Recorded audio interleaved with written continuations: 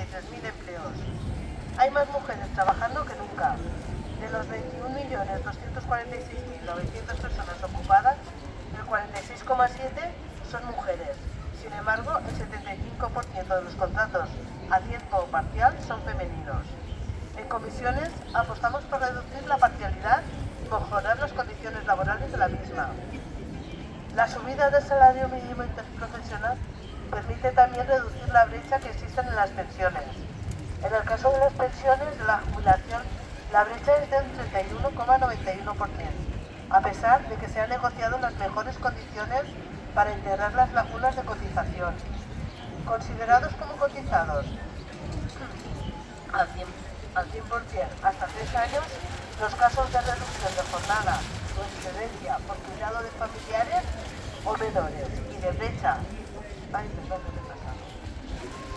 y de aumentar el complemento para la reducción de la brecha de género en las mismas. Sin embargo, aún existe una brecha en las pensiones de jubilación, del 31,4%. Es vital nuestro compromiso sindical para acabar con esta brecha en las pensiones.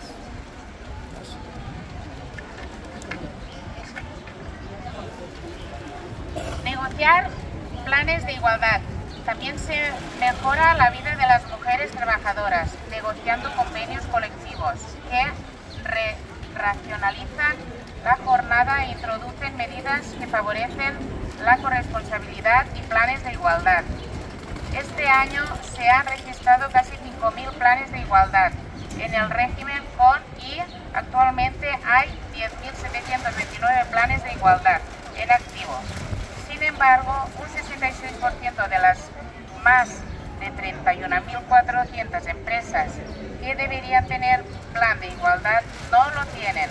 Desde Comisiones Obreras seguiremos denunciando la falta de negociación, reclamando la convocatoria de las mesas de negociación y vigilando el seguimiento de las medidas adoptadas en los mismos.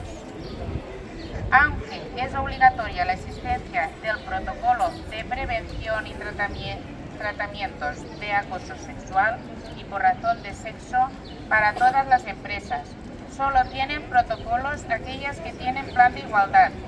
Al ser estos una parte de los planes de igualdad, la mayoría de empresas, sobre todo los pymes y micropymes, carecen de protocolo contra el acoso sexual y con razón de sexo.